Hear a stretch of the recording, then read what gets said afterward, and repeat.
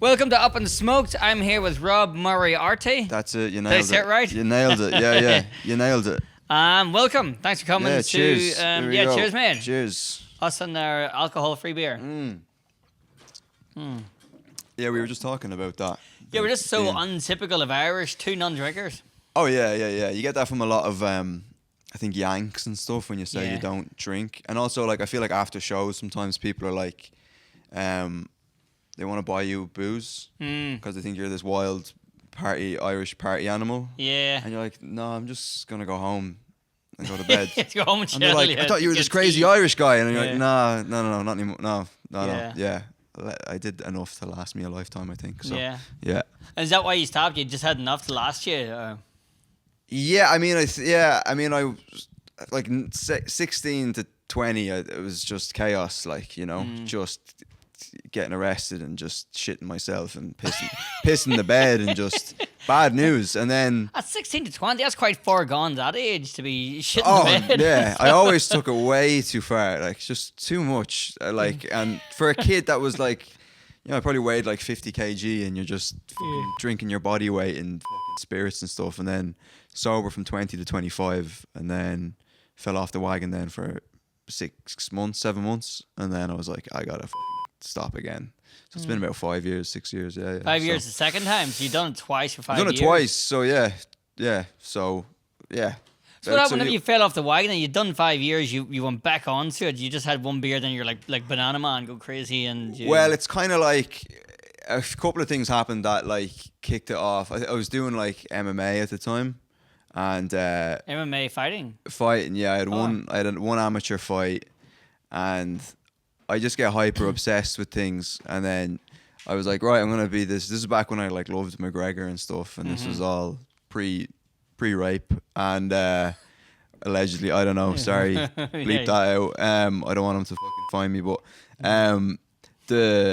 and then I got injured and I couldn't do that anymore, so I think I was like fucking depressed that I couldn't do that anymore. Right. And I was like, right, just drink, and then I just fucking took it too far, and then yeah, I think I ruined Mother's Day in 2020 or 2019. Then I was like, yeah, nothing will make it. How'd you do that then, if you don't mind saying? I think I went to some party thing, and then we were supposed to have like a Mother's Day lunch or something the next day, and then at like midday, and then I fucking like I was drinking until like 8 or 9 in the morning, and then I woke up at like 5 p.m. in this house, like all these missed calls. I think people thought I was dead, and then I got home and I was just like, mother was crying, and you're like, yeah, I should probably fucking stop this, you know?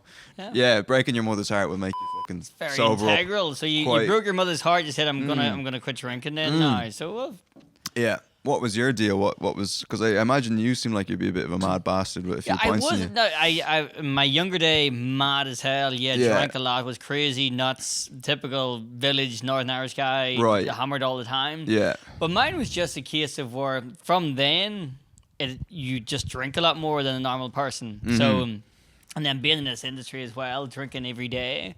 Yes.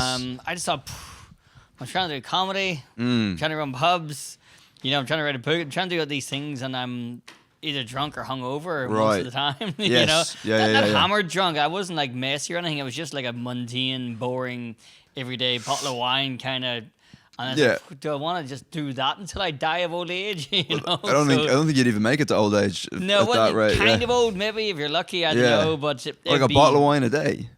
At least a bottle of wine. If I wasn't drinking, I'd drink a bottle of wine a day. That's proper. Like that's. It isn't proper actually. alcoholism, It no? seems like it is, but anyone who drinks a bottle of wine a day, which there seems to be a lot Is of, a it legend. really isn't that much. It's like smoking a cigarette every day or something. You know, Yeah, you yeah. just put it away, and you don't even feel as if you look or act as if there's anything in Right. you. Yeah. You Yeah. know? Yeah. So it's just at the end of the night. So there's nights where I'd get to maybe even be home by midnight, haven't drank, and thought, right, cool, I've made it. And then I see the bottle of wine in the fridge, and Yeah, it's I'll have whispering one to you. glass, and then I'm there at like 3 o'clock in the morning finishing off this fucking bottle of wine. Yeah.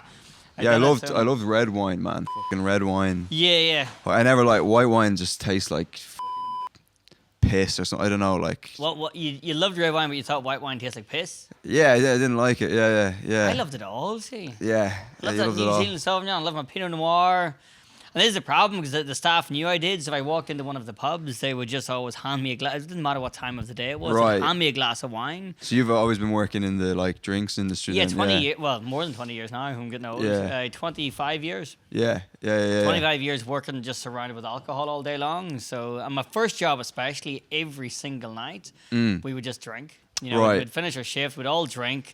I don't know how, but the manager managed to put through taxis on the company every night for us to get home somehow. Yeah. So we just get fucking hammered to 2 or 3 in the morning, taxi home, back at 10 or 11 in the morning, do it all over again. Yeah. But then when you quit, like, I found when I quit booze, I was like, and drugs, I was like, I need a vice. So then I just got so fat. I got so fucking fat. But what was the actual thing that did you turn to cake? That's what I it was fucking everything, man. Everything. Just destroying my, like, just to the point where I had to, like, one day I, like, left work because I'd eaten so much, I'd given myself, like, diarrhea. I was just, you know what I mean?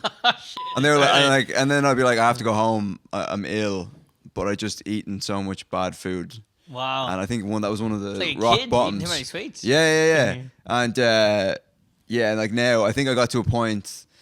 I got a kidney stone because I got so fat. So at the start of COVID, I think a lot of people were drinking at the start of COVID at home, and I just ate, and then I got like a kidney. I put on like 20 kg within like the first 6 or 7 months of COVID, and I got so fat that I got like a kidney stone because this is like a sort of like a rapid spike in sugar and salt or whatever. And then I think that was enough to scare. I was like, right, I'm not gonna get that fat again. And that was you weren't drinking alcohol then? No. That was just pure food trying to fill that fucking void, whatever that is. You know what I mean? Yeah. That empty feeling. Have you found anything to fill that void now? Comedy? Penises. No, I don't know. Yeah, I don't know.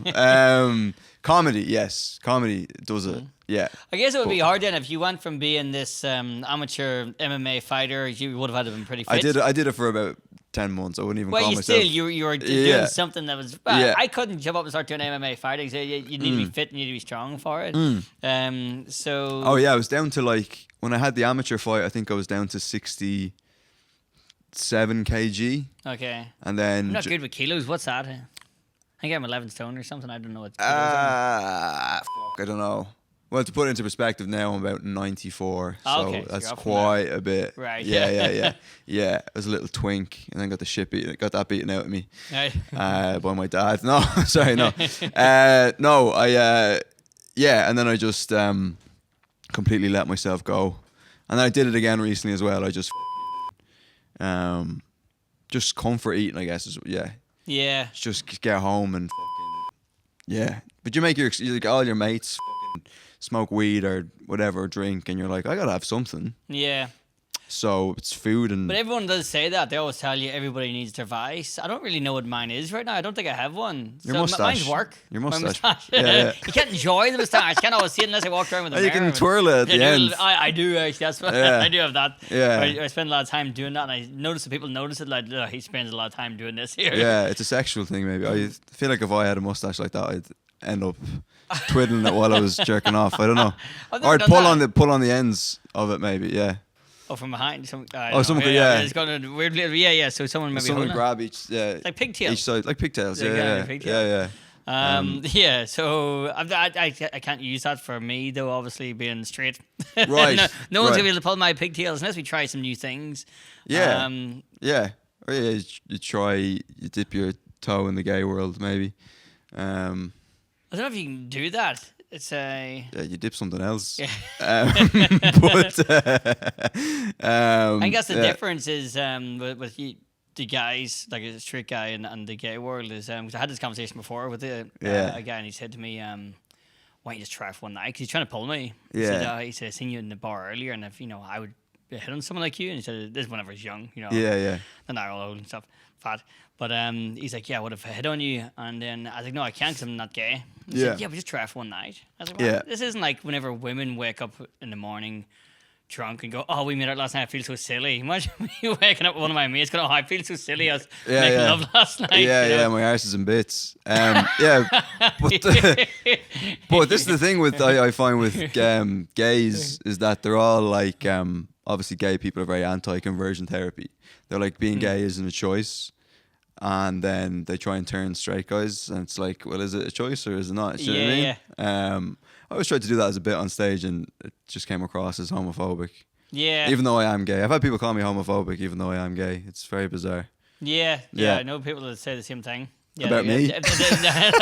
They're not supportive enough of the gay. Because I know a girl and she was gay, and she wouldn't join in university the gay club or whatever it was, but and then they called her homophobic hockey for it. Yeah, she didn't join the hockey club. She's like, I don't want to go and shout out the fucking gay. I just want to be gay. Exactly. Well, that's tell people about it, you know. So. Well, that's what I'm like. I've never considered like this whole community thing, but I just don't. I'd say there's a little bit of internalized homophobia there. I'd say, but most of it is just like, you seem annoying. Do you know what I mean? Yeah. Yeah, but that's But even within comedy, obviously, with comedy, there's queer sort of cliques where they run shows together. There's all these. I hate doing queer comedy shows. Yeah, they're the fucking worst. Everyone's so on edge, and like you feel like you're just a word away from ruining their night by just saying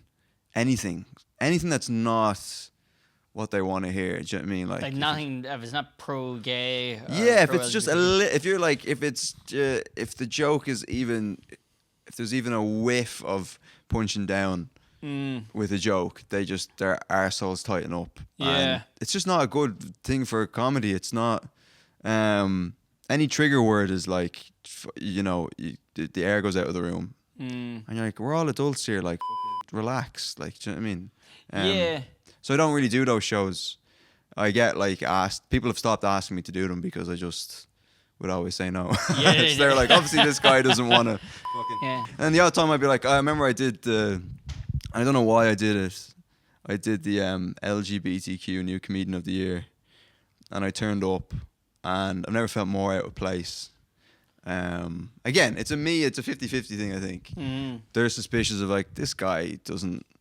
I turned up and then they wanted like not to get like too kind of bashing the left or whatever, but turned up and you had to give your pronouns and stuff. Yeah. And I'm very much a live and let live. If you want to do that, the pronoun thing, I think it's pretty clear what, you know what I mean, what mine are. Yeah. I don't want to do this.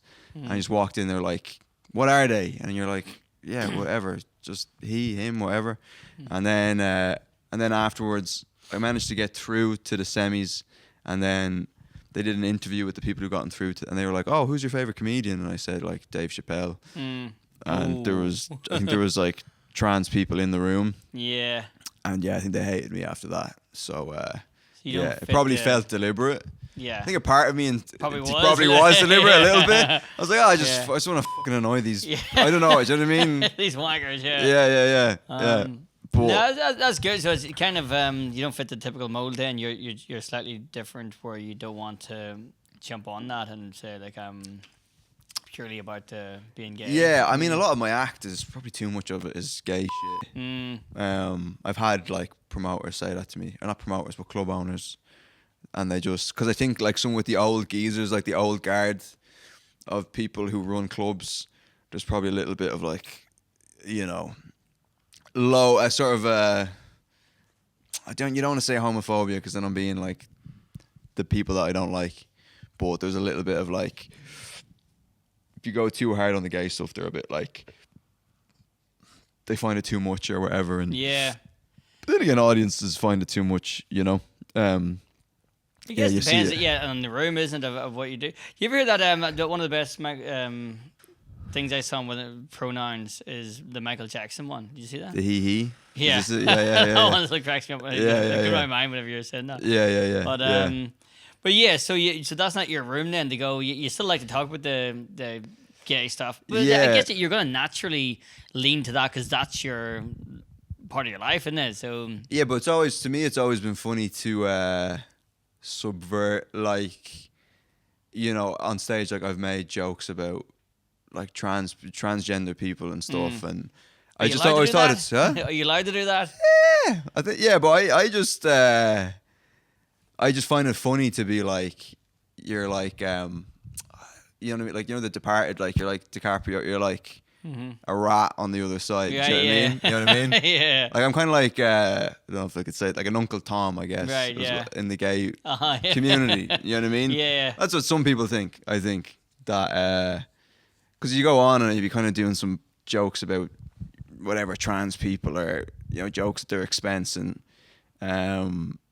you know, people. I think some people are kind of like, oh, why would you? It's your own community. Why would you joke about that? And it's just like, well, yeah. I mean, I don't think it's funny to say the right thing. You know what I mean? I've never thought that. You know. Yeah. What's funny about going up and being like, oh yeah, there's fucking, you know, they're the same as us. I know, yeah. There's no humor in that, exactly. That's the point. Yeah. Because I don't make jokes about, well, do I make jokes about gay? But the thing is, because I'm not, but my son is. So I make jokes about him being gay. You have a son? Yeah. Oh, f*** off. Yeah, Yeah. So I make jokes about him being gay. Right. I've got, my very first ever material on stage was making jokes about him being in the closet, because he was. Right. But you could tell tell he was in the closet. Oh man, I don't know what. Yeah, definitely. So I could see he was in the closet for sure. Right. Always, like from when he was 6. Literally, he was hiding in the. Yeah, totally. And then he came out and stuff, and then we started going to gay clubs together. Right. Because we would go out drinking, not intentionally to go to a gay club, but it would end up there in the Two Brewers in Clapham. Yeah. And I've got material about being there with him going out making out with some dude, and then I've got like some woman comes over to me and she's like, "You're not gay," and I was quite chuffed myself because you could tell in a room of gay, they gave me a I was straight, you know. Right. Yeah. But yeah, so I made jokes with that, but that seemed to work. I think I did it once in one of the gigs in Dalston, and people kind of went, "Ooh, making fun of some being gay." Yeah. But the joke was more about our dynamic. It wasn't about, I wasn't insulting him being gay. It was more about us and going out together and to gay clubs, you know. I mean, the idea of me going to a gay bar with my dad is just fucking is hilarious. Have you done it? No. No. I'd be worried I'd see a side of my father that I've never seen before. Yeah. I don't want to see my dad trying being gay, you know. That'd be fucking weird. Yeah, but I mean, he probably would do it. He's a good dad, but that's so cool that you do that. I mean, yeah. We joked about it because he's showing off one day because he's on that grinder, and you know it's really easy to pull on there, and he's like, he just come to say it to me, he's on the grinder. Yeah. I was like, Cameron, stop fucking showing off. I said, if you want, I'll set up a grinder account right now, and I'll show you. I bet you I can get him on. Yeah. I can get one. Yeah. He's like, Dad, I'm starting to worry because you say stuff like that too much. Yeah. But grinders, like, you know, you anyone could get the ride on Grindr. I'm pretty sure. Yeah, there's someone for everyone on there. Yeah. I feel like it's a nasty place, you know. But I just mean it in the sense that it's very I don't know. I think when you're younger, it's probably better because it's a very sexually driven. It's just about like this person's 10 feet away. Yeah. We don't really have that for straight people, I don't think. No, I don't know if I don't know anything about women, but I don't know if women are that promiscuous where they're like. If there is, it's the secret ones, isn't it? The dirty ones. There probably definitely is promiscuous women that would just they open an app and they see a dude's 100 meters away. They're like, right, I'll go over and you know. I guess they don't need to because men are sending them dick pics. So if they're that way inclined, they can just They can just say, yeah, cool. I sent a lot of those back in my youth, but I've never done that. I always wondered. Well, now I would never, not in a million years, would I ever do that now because you just, you don't. I'd be afraid mine would go against me. What do you mean? They're not big enough. What the fuck is? Oh yeah, I mean when you're sending dick pics, you're just doing all sorts. The guys sending it are gonna have these big fucking things, you know. I send a regular. I mean, like my cock is minute, and I'd send fucking dick pics, but you know, I'd need like I'd have to get the lights up and a fucking camera with it. Shaved round. Oh, shave. Give it a shake. Shave. You need a camera with a massive lens. Make sure it's warm. Putting makeup on it and everything. Trying to add shadows and stuff. And you'd send it, and it's like. I just never would do it now. Never send a dick pic with your face in it. That's what I've learned. Never do that. especially to your mother. Like, you don't. But I'm sorry, that was fucking so unnecessary. Yeah, I would never do it now because you're just. Yeah, I know I have had friends who've gotten scammed on Tinder and stuff by, these people who are like. Was that a huge one then?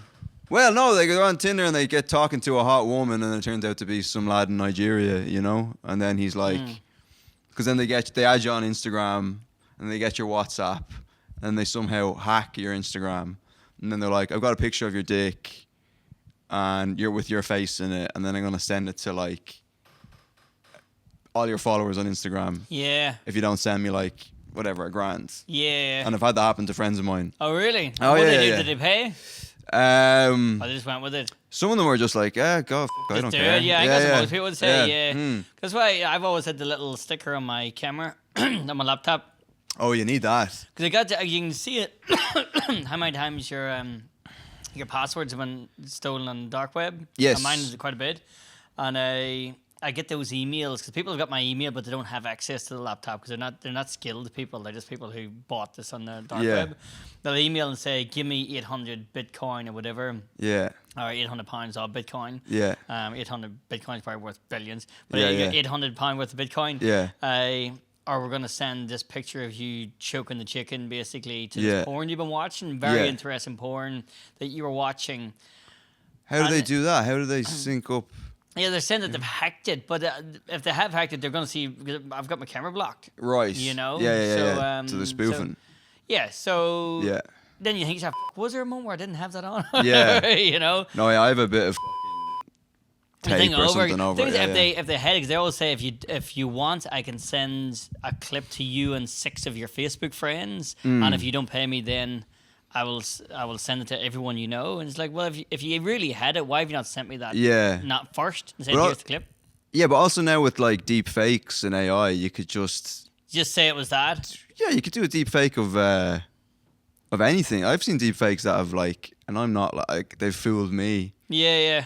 And I'm, you know what I mean. I'm not an old granny like. So I mean, yeah, I saw a deep fake of like Jeffrey Epstein and P Diddy on a motorbike, and they're like driving down a road, and there's that song 1,000 Miles by Vanessa Carlton or whatever, and it looked fucking real. It looked real, and I mean, yeah, like that's dangerous. But also, if that does happen to you, if a genuine photo of you with your Johnson in your hand gets around, you can just say it's a deep fake. Yeah, I mean, I guess if they were doing the video of you choking the chicken, because I always had this plan, if any of my friends get cut out that way, I would go on to Facebook and do like the Icebook challenge, and I'd choke off and then say, I challenge Tony, Dave, and whatever to do this as well. Oh, you just pretend it was deliberate? To saturate it, Yeah. and do it that way.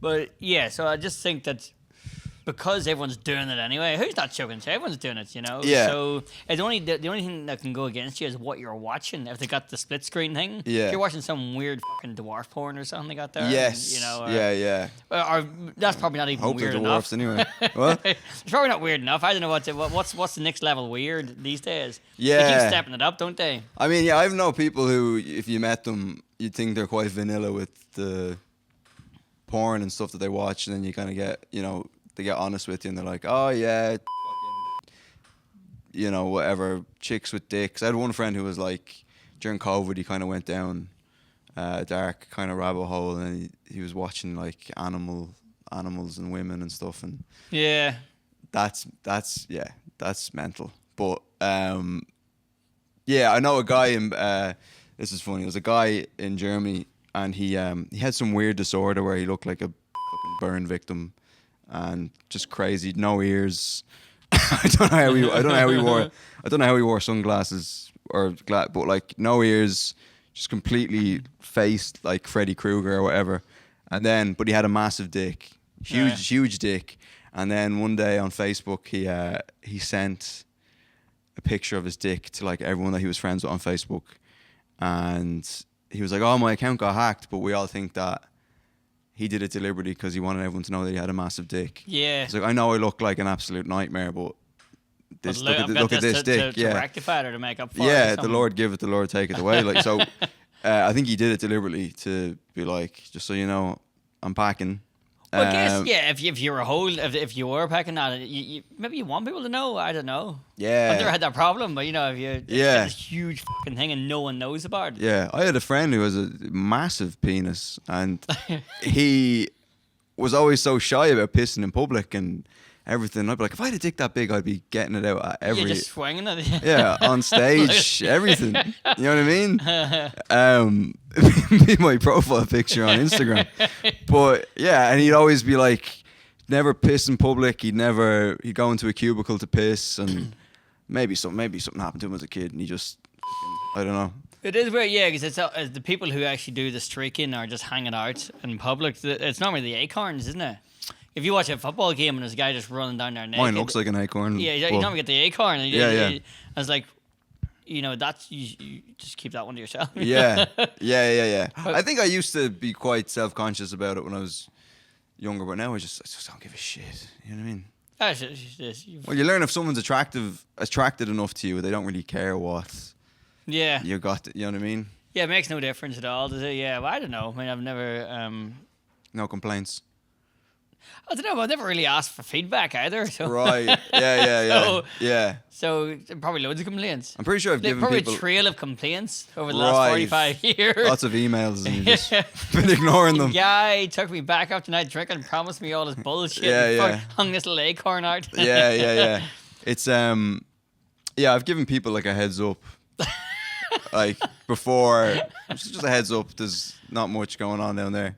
But I remember once I was talking to someone on, this is getting into murky territory, but someone on Tinder, and then I've developed quite a good eye for like spotting. There's a lot of trans people on Grindr, like transgender men, and I've developed an eye now where I can tell straight away.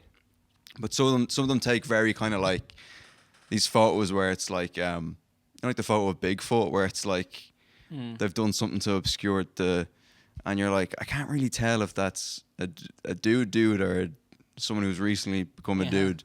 They've got all these little tricks with their photos or whatever, and chatting away or whatever, and then we went on, I was like, oh, here's an Instagram or whatever. We exchanged Instagrams, we followed each other on Instagram, and then I saw that they were trans, and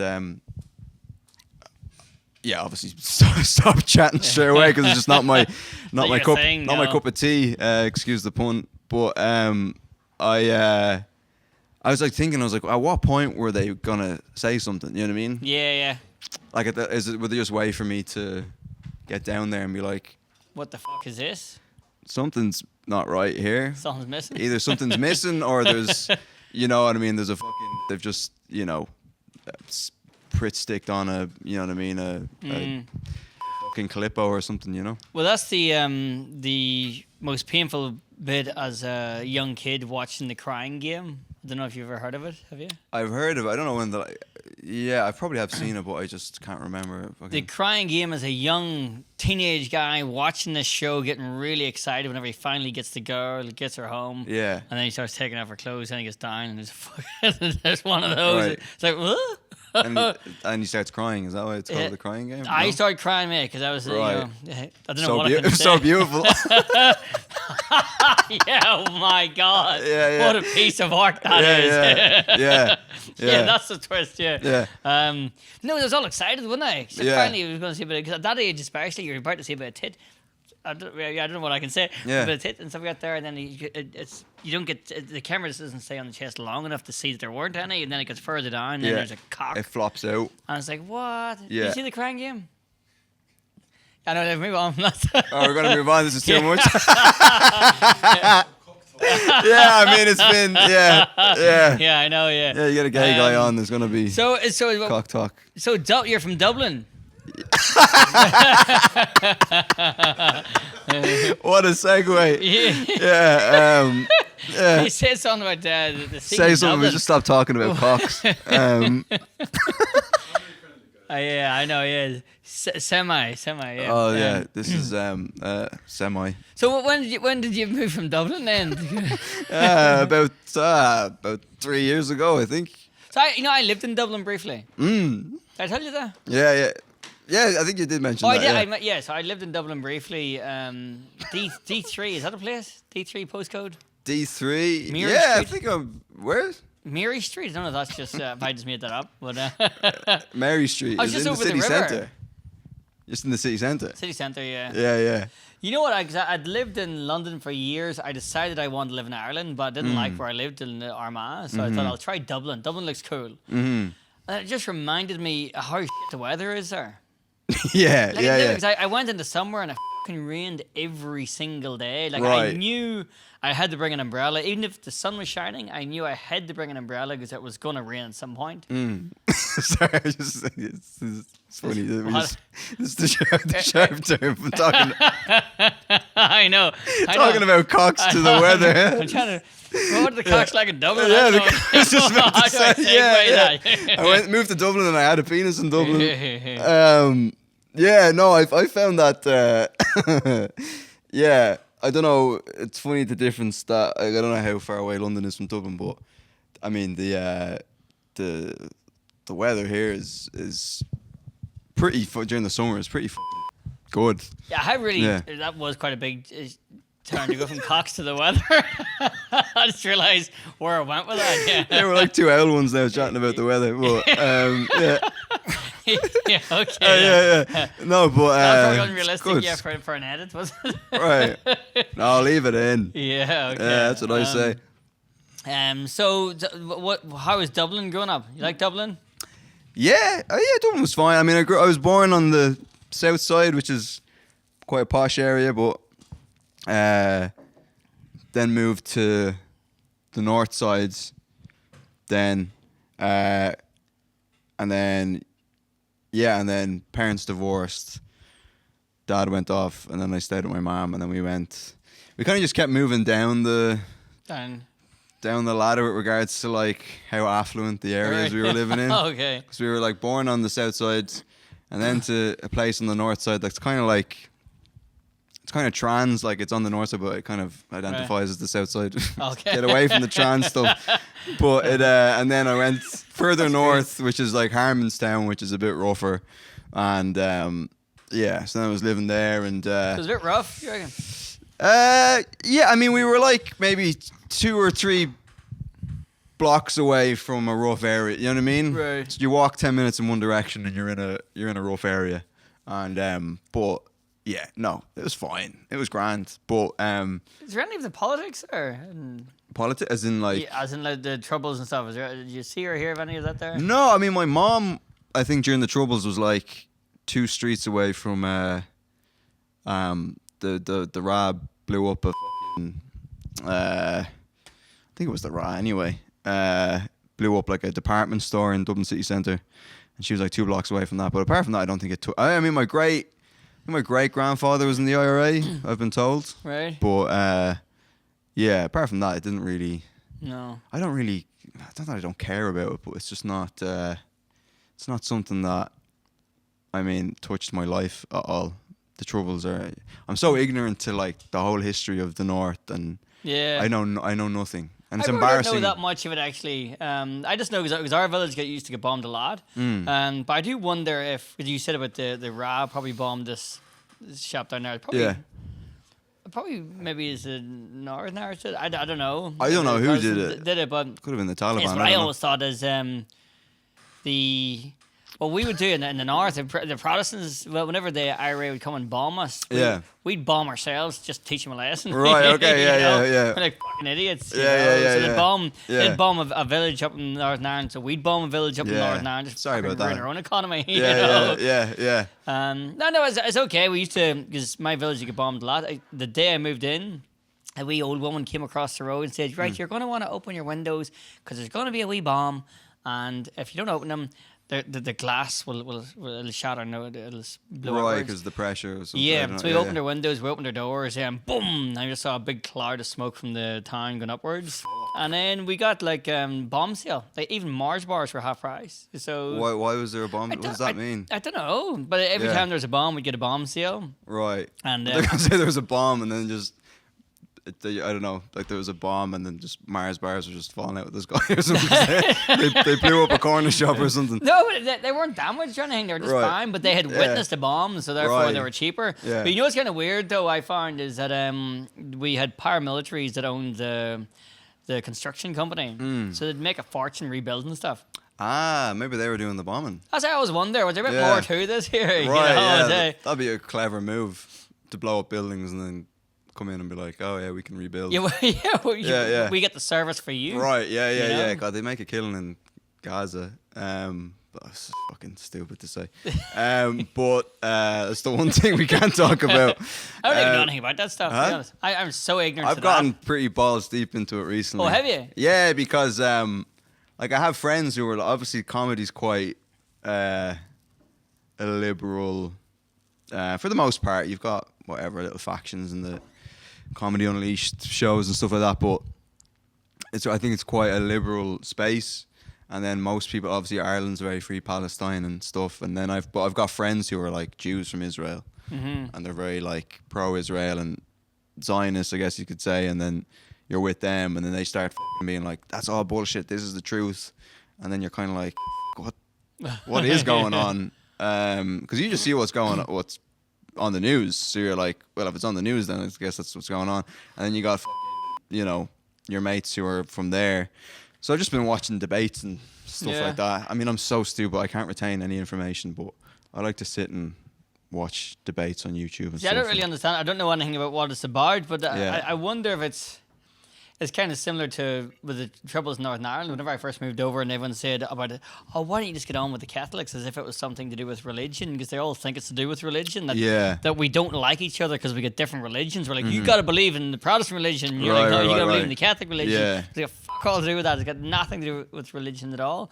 So the issue with over there, I have no idea. I don't even know what they're fighting about or who's fighting there. I don't know what they're fighting about. I don't know if it's like over football or something, I don't know. But, if it's like a Liverpool Everton thing. Oh, sorry, right. Sorry, that's where you just cut all that out as long as you're watching it closely, I mean, are you religious? Like, are you? Am I religious? No, I wasn't. This is what I find funny is that we used to get the like we had the camera crew. Remember whenever we had to block the roads? We were told to block the roads, and I think it was 96 or 97, and we just had to hijack lorries, just stop them and just say, get out, basically. Yeah. And like most of them were actually really friendly. They go, okay, do you want me to park it sideways to block the road fully? And then they'd open up the back, and we'd take all the ice cream Mars bars out and the pizzas and stuff. Right. And what was the thinking behind blocking the roads? Why would you block we're blocking the roads? Because of the Orange March. So the Orange men were told they weren't allowed to march on the road. So because they weren't allowed to march this road, it was a Catholic community. The Protestants blocked all the roads, so nobody could go anywhere. So nobody could go to. For me, it was just like, it means I couldn't go to work, so it's great. So we blocked the roads. The country come to a standstill for like I can't remember how long it was for now. But yeah, the point was, when the TV cameras came and it was on the news, says angry loyalists block roads in Market Hill. It was half the people sitting there were Catholic. Yeah, we're just all getting time off work. Nice. It was justified that we were allowed to do that. Yeah. You know. Yeah. So, so it was just a bit of crack. Yeah, but a lot of people try. It's the same as like the London riots. None of these hooligans even knew why they were doing it. They were just doing it because everyone else was doing it, so they were allowed to. You know. Oh yeah. Well, it's like that's what some people just want to do it for the crack. Like when you see, like the last time. I mean, when there was riots there after the Southport stabbings, I think some of them were just hooligans who just wanted to throw a brick at crack, which is a bit of crack, in fairness. If I was younger, I would have been like, let's go and throw a brick at a Foot Locker or whatever. Do you know what I mean? Yeah, exactly. Yeah. And then they're smashing windows. They're kind of raiding the places and taking the stuff. And that's kind of what it was for us. You know, there was pulling over lorries and burning stuff, and it was just breaking rules, and no one because everybody was doing it. You could get away with it. You know? Yeah. Strength in numbers. Yeah. So people like jumping on top of police cars and people throwing petrol bombs. You know, the usual. Like the last one like that in Ireland was when was it? 2 years ago when a kid got stabbed, and then I think it got out that he was an immigrant, but he'd been in the country for 10 years, had an Irish passport, so. It's not like he was, fresh off the boat or whatever. Yeah. But people started burning buses and the Lewis and everything, and you're like, what's this gonna? You know what I mean? Yeah. This is not gonna achieve anything, like, you know what I mean? No, I know. Yeah. So there's an Irish woman. Actually, we'll stay away. I was gonna say there's an Irish woman doing a hunger strike at the moment outside the Dáil. Oh, what's it? I think she just wants to lose weight. No, she's like, I'm not going to eat until the kids and Gaz are going to eat. Oh. Yeah, and you're like, you might be waiting quite a while. So what does she think that they're going to say? Oh, hold on a second. Did you hear about that woman? And that's what I was thinking. Netanyahu's going to be like, oh, fuck, I mean, there's a fat white Irish woman outside the Dáil. We got to save her. Can't have her dying. But she's like, she's holding like a watermelon, because the watermelon symbolizes the colors of the Palestinian flag. So people have like a little watermelon because it's like black, right, red, green, and white.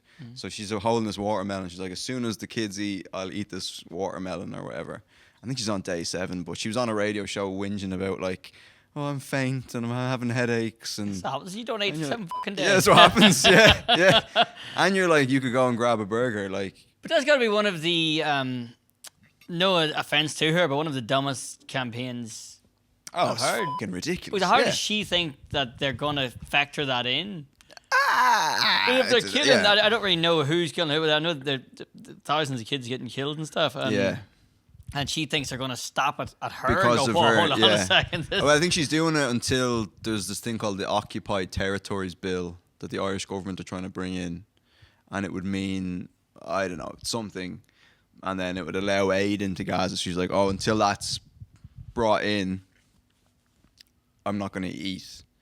But, I mean, I followed her on Instagram I'm like, she's not going to last. She's on day 7 and she was like on a radio thing being like, yeah, like I said, she's like, I just come so hungry. And I'm like, what did you expect? I know what you get feels like not eat for fuck's sake. Yeah. But she's a big gal. I think bigger people last longer without food, I think. Do they? Yeah, because you've got fat more storages to burn. Yeah. Oh, that's true. Yeah. So she's got a few weeks in her, I think. Yeah, I think so. Yeah. Maybe. So it could do her a favour, if anything. That's what I was thinking, yeah. Or maybe if she's big enough, she'll see it through until the war ends. Could be. She could. It'll just naturally end, and then. She could. She could last maybe a few years, possibly. I mean. I wonder, is it? I'm going to search that later. Is that how it is? Is it the fatter you are? No, I did look it up. The longer you live. I did look it up. It's if you've got more fat, then you can live. Your body consumes the fat. So if the more fat you have, then you're going to last longer. It surely can't just be if you're fat as fuck, you can live for a year. Without food. Yeah. No, you'd need something. You need something with vitamins, and maybe if you had an multivitamin and just drank it, maybe, because you don't want to be like deficient in minerals and vitamins and shit. But I think if you were really fat, you'd last longer. You get a skinny guy. I need to say fat guy. The skinny and big guy. Yeah. Right? They're both next to each other and they both stop eating today. And do a living race. The last one to die gets to live. Yeah, the fat guy's going to last longer, I think. That's how it works. But I wonder how much longer. Like if one was we should find out. 10 stone, one was 20 stone. Yeah. Would one guy die in a month and the other guy would get 2 months? I don't know how much longer he'd live. I was wondering, would it be a day or two more, or like does he just keep going until he just sheds all of the weight and he ends up a skinny dude? Yeah, possibly. Well, I found for me losing weight, the best thing is to starve yourself. It's so unhealthy. It's just, I mean, like anorexic people are onto something. Yeah, they know what they're doing. They know what they're doing. You do. It's just great. Anytime I've lost weight, it hasn't been from exercise. Hasn't been for nothing. It's just like, I'll just not eat for a few. Yeah. I'll eat, but I'll just be hungry. Yeah. And then before you know it, then you've lost 5 kg and you're like. Well, I tried that. I tried the fasting and I did it for, I think, a week or 2 weeks. Yeah. The 18-6, where you do like 18 hours you don't eat, and no, maybe the other. Yeah, 18 hours you don't eat, 6 hours you do. So I could eat from midday till 6. Yes. But this is on at 11. Yeah. And I was sitting there, it was like day 2, starving. Yes. I can't talk. Yeah. To the fella Joe, and I'm like, starting to like lose concentration. Right. Then Ollie's saying, "What's your problem? You skip breakfast. Come on." Yeah. Because it was day 2, so all I'd done is I hadn't eaten since 6 o'clock the day before. Yeah. Or 8 o'clock the day before, whatever it was. It's probably no big deal really, but I struggled with it. I think you'd get better at it as you go. Now, how long would you go starving yourself? No, I'd still eat during the day, but I would yeah, I just have like a few pieces of fruit and then just be like, right, that's for a day or whatever. Yeah. And I mean, yeah, it just fucking works as long as you can like. Because I watched the Louis Theroux documentary there recently about people with eating disorders, and it's fucking insane. Like, yeah, it's insane. There's a woman who's like, you know, like she's in her 40s, but she looks like she's in her 70s, and all she eats every day is like one tuck cracker. And he's like, "How are you still alive?" And she's like, "Oh, I have no idea." Yeah, I have no idea. Like she knows it's not a good thing, and she doesn't even look good. She looks like terrible. But is she doing it to try and look good? No, it's a serious. Like I was in I remember like I was in a psychiatric hospital for like a few months back in my, I think it was 20, and there was an eating disorder unit, and they all ate separately from us because they had to have like people supervising them because they'd pull all these little sneaky tricks to like, because they didn't want to eat, so they do all this shit where they'd like take a spoonful of food and then chew it and then like spit it into a napkin and put the thing, so they're not actually eating. Do all these little tricks, so there'd be like people fucking standing over them, inspecting, making sure that they're eating and everything. Making sure you swallow it. That's making sure you swallow it. You gotta swallow. Quite intense. Yes. Yeah. But yeah, and they're bitches, to be honest with you. Yeah. I don't know. Yeah. Well, I guess when you're not you when you're hungry, I guess. Yeah. But, yeah. No, they were snarky bastards, a lot of them. But yeah. I think I kind of had that eating disorder when I was young, not like a normal one where you don't eat at all or you overeat, but just probably from getting fucking hammered all the time. I couldn't bother to eat. Right. Yeah. I don't eat as much as I had to eat to stay alive. Yeah. But not like anorexia where I got really. I mean, I probably was quite skinny, but not like I look like a skeleton. You know, sometimes you see one and they look like a skeleton walking towards you. It's but when you have an eating disorder, you look in the mirror and you think you're fat. That's what the eating disorder is. That's weird though. It's mental. It's absolutely mental. Like. But what are you seeing? That's why it fascinates me about eating disorders. It's like you can see your fucking ribs. Yeah. Like what are you seeing? Oh yeah, it's like fascinating. Like what do they see in the mirror? A bit or whatever. That's what they're like. Yeah, they're like they can see a little bit, and they're like, this needs to go.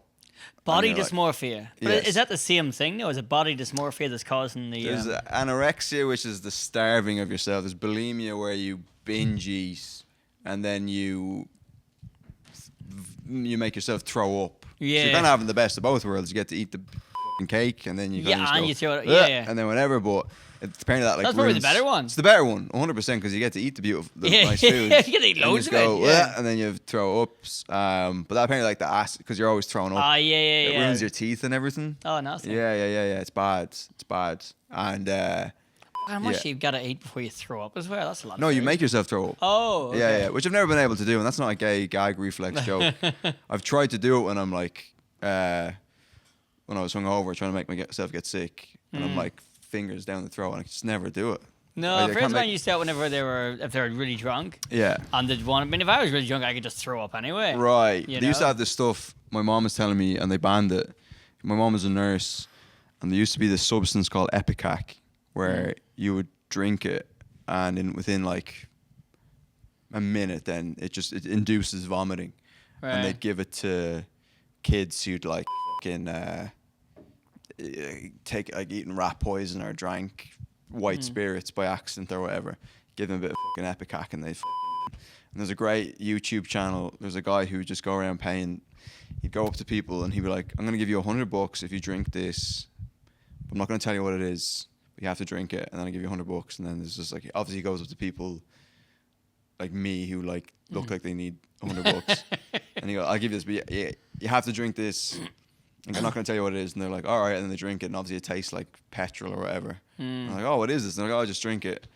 And then a minute later, then they're just vomiting on the street, and it's very funny. You should watch it. Yeah. Or there's guys, you see it in like the US Army. There's videos on YouTube as well where it was like a game where they all drank the same amount of Epicac at the same time, and the last person to vomit wins, and they'd like put money on it. So Epicac makes you vomit, and a guy on a YouTube channel pays people £100 to drink it, not telling them what it was. Yes, yeah. What kind just of to get the reaction. That £100? Huh? What kind of lunatic is taking that £100? Who's he? Oh, there's a few people. And then one time he goes, "Here's £100," and then he goes, "I'll give you £300 if you lick it up." And the guy goes, "Yeah, fuck it." Yeah. And there's people driving by in the cars going, "What are you doing?" And he's like, "Ah, fuck off." But the ones where they put bets on who's gonna vomit last are good as well. Like, yeah. But it's weird kind of stuff that entertains people on YouTube these days. Yeah, I don't know if you get away with that now. No. With duping people into drinking. No. I don't think you can get your hands on it anymore because you could see that. What was that show that they used to just do crazy shit? Jackass? Jackass. Yeah. Do you ever see the one where he makes the omelet in the stomach? No. So well, there's also Dirty Sanchez, so it could have been. You know, he cracks the eggs in, eats the onions, takes all the stuff, then he throws it up onto it's an omelet, onto a frying pan. Cooks it, and then That's eats great. It. That's fucking great. I like that. Because I know there's Dirty Sanchez, which is the British one. Yeah. And they just took it way too far. Yeah, they were like stapling their nuts they to tables their and nuts, stuff. and I think one guy had got a nail and then drove it through his cock into a plank of wood. Yeah, there's just mad. They took it way too far to the point where it was just like, no, that's just like, these Jackass, there's an element of humor, but they're like, I'm gonna staple my nuts to whatever. And but yeah, people Jackass were watching was the best. it. I mean, the show wouldn't have worked if people weren't consuming it. Yeah. But they're all paying the price now. Like Johnny Knoxville has brain damage. He was on a podcast there recently saying he's has cognitive issues from so many concussions and stuff. And you can hear it in his voice, he's kind of speaks slower and whatever, and because he's just because he always did the most as well, though, wouldn't he? Yeah, but he was always the one. He He'll be did 69. In fairness to him, in his 50s, I'd say. Yeah, I mean the most recent Jackass Forever was sad because it's just lads in their 40s. Yeah, and their bodies just can't take the damage anymore. But Knoxville got all the credit because he was the one who'd go and do all the crazy stunts. He'd do the shit with the bulls and the fucking. He had the balls to go do all the crazy shit. What would it be now in the 60s? It'd just be them trying to stay up late or something. Just something outrageous that, you know. Yeah. Eating something really acidic before right. bed. Yeah, just trying to get up off the couch. Yeah, I mean the most recent Jackass was sad, and it's probably the worst one. Because they're trying to bring in this new generation of people. How long ago was it? So half the cast, it was a few years ago. Okay. But I can't wait. I have a brother who's 13, and I can't wait to show him the Jackass movies. But then I don't want to be responsible for him if he's says, "Oh yeah, I want to, staple my nuts to a fucking," you know what I mean? I don't want to be responsible. So it's the one that's engraved in us the most. It's the stapling of the nuts. It's the stapling of the nuts. Yeah, I mean they do have some funny ones. We're just gonna end up talking about dicks again. Yeah. But the one that I remember is I think it's Chris Pontius, and they dress his penis up as a mouse, and then he puts his penis into a snake cage thing, and he has a little string attached to the mouse, so he pretends it's a mouse, and the snake comes over and just fucking bites his. It's fucking insane. Yeah. Oh, that is. Imagine losing your cock to that. Oh yeah. Someone has to suck out the venom. Sorry. Oh man, that's terrible. Can't help but hold the penis for that. Yeah. Okay, we're coming up close to the end because I'm going to go and cook a burger in a second. Oh, nice. Yeah. The winging it burger. The winging it burger. No, it was the Pride burger. It's the Pride burger. It was the Pride burger, yeah? Yes, yeah. Yeah, so... we'll be able to whip something up, I think. Yes. Yeah. Okay. Okay, we're going to go in a second. It's been great talking to you. Yeah, Rob. likewise, man. Thank you. We're going to continue in a second, but thank you for having me. Before we go, what's your podcast? Oh, Chiefcast. Chiefcast. And then Instagram is Rob Does Comedy. So. Rob Does Comedy, and it's Chiefcast, which is on every Tuesday. Every Tuesday, It's on YouTube. YouTube and Spotify. Okay, cool. So check out Chiefcast from Rob on Tuesday on YouTube. And Rob Does Comedy on Instagram. That's the one. And we're going to go and cook some burgers. Let's do it. Let's do it. Thanks for watching. Yeah. Nice one.